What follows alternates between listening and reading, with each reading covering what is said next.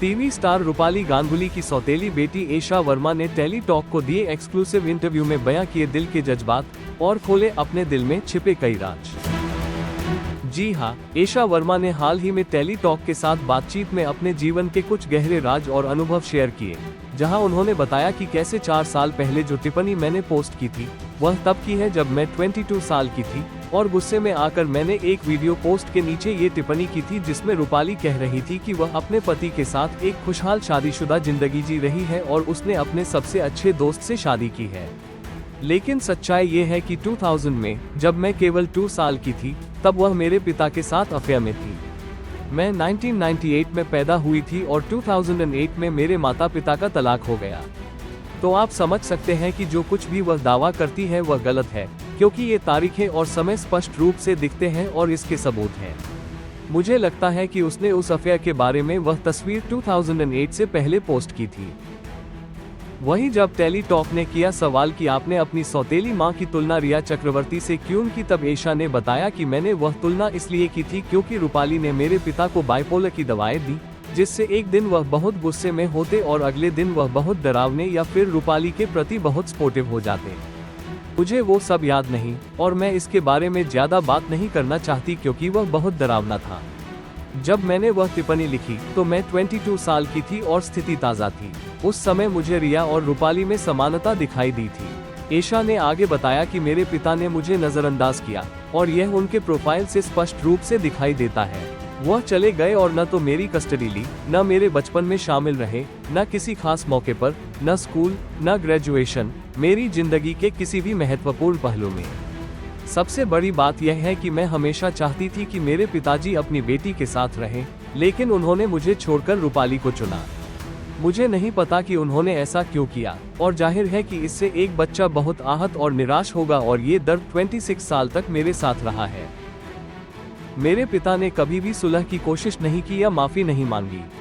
उन्होंने हमेशा रूपाली के बारे में ही बात की, जो अजीब था। वह उस पर आसक्त थे और रूपाली भी उन पर।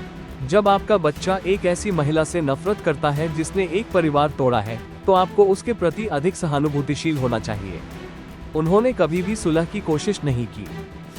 वही टेली टॉक ने जब कहा कि आपके पिता आपके आरोपों को नकार रहे हैं क्योंकि वह रूपाली गांगुली की सार्वजनिक छवि की रक्षा करना चाहते हैं, इस पर एशा ने कहा कि यह सवाल बहुत जटिल है, खासकर मेरे लिए जो भारत जाकर बुरी बातें कहती थी, लेकिन असल में वही दोषी थी। अगर मैंने कुछ गलत कहा तो मेरे पिता गुस्सा हो जाते थे। मैं उनके साथ मुंबई के घर में 2 दिनों से अधिक नहीं रह सकती थी क्योंकि वहाँ का माहौल डरावना और अपमानजनक था और मैं अपनी माँ के परिवार के पास चली जाती थी। मुझे लगता है कि मेरे पिता ने कभी भी कुछ खास करने की कोशिश नहीं की।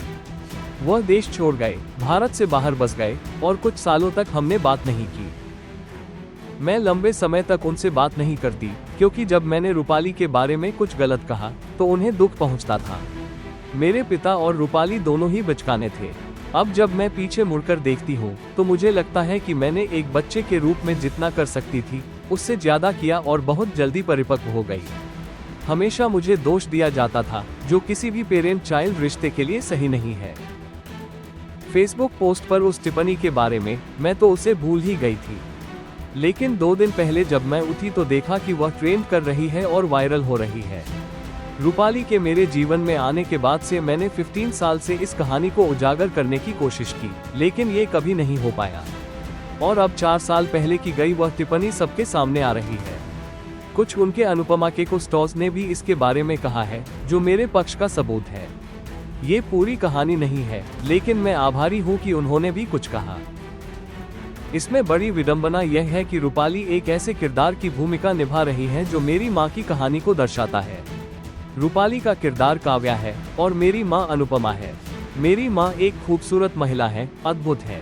उन्होंने मेरे पिता के लिए सहन किया, खाना पकाया, घर संभाला और बहुत कुछ सहा जो किसी महिला को सहन नहीं करना चाहिए।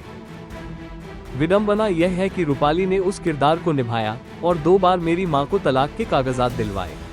मेरे पिता और रूपाली की शादी और मेरे भाई के जन्म की खबरें भी हमें मीडिया से मिली। ये बहुत परेशान करने वाली बात है कि एक बच्चे को ये बताया जाए कि उसका पिता उससे मिलना नहीं चाहता क्योंकि वह रूपाली के साथ है। अब मैं इस स्थिति में अपने किसी भाई बहन को शामिल नहीं करना चाहती। मेरी बहन मेरे पिता की पहली शादी से पहली संतान है और मेरे पास उनके बारे में कहने को कुछ नहीं है। मेरा भाई भी बहुत छोटा था और मैं नहीं चाहती कि कोई और इससे प्रभावित हो। यह मेरी कहानी है और अगर रूपाली को जवाब देना है तो मैं तैयार हूँ। मैंने जो झेला है केवल मुझे ही पता है। मुझे ये लगा कि अब वक्त आ गया है कि इंसाफ हो। मेरे पिता ने मुझसे फेसबुक पोस्ट हटाने को कहा, लेकिन मैंने कहा कि अब बहुत हो चुका। अब मैं उनके कहने पर कुछ नहीं करूंगी क्योंकि उन्होंने मेरे लिए कुछ नहीं किया। मैंने अपने जीवन का अधिकांश हिस्सा पिता के बिना बिताया। मुझे इस बारे में अपनी पर्सनल चैनल पर बात करनी है।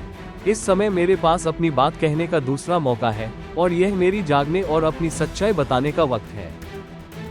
मैं मानसिक स्वास्थ्य का समर्थन करने वाली बनना चाहती हूँ और उन लोगों का समर्थन करना चाहती हूँ जिन्होंने कुछ ऐसा ही झेला है। ये पोस्ट और विचार केवल मेरे लिए है। मेरी माँ ने बहुत पहले से इस सब को पीछे छोड़ दिया है और वह अपने जीवन में अच्छा कर रही है। मैं भी भाग्यशाली रही कि मैंने कॉलेज के बाद अपने लिए कुछ किया। हम मजबूत और स्वाभिमानी महिलाएं हैं। इस सब से सबसे अधिक मुझे ही नुकसान हुआ है, मेरी बहन को नहीं। और यह मेरी सच्चाई है। एशा ने टेली टॉक के साथ अपने एक्सक्लूसिव चैट में बताया कि कैसे उनका बचपन एक भावनात्मक संघर्ष से भरा रहा और अब वह अपनी सच्चाई दुनिया के सामने रखना चाहती है। एशा का कहना है कि वह मानसिक स्वास्थ्य का समर्थन करने वाली बनना चाहती है और उन लोगों का समर्थन करना चाहती है जिन्होंने उनके जैसे हालात झेले हैं। वेल एशा के इस साहसिक बयान ने उनके जीवन के संघर्षों को सामने रखा है और कई दिलों को छू लिया है। आपका क्या कहना है इस पूरी खबर पर नीचे कमेंट बॉक्स में हमें जरूर बताइएगा।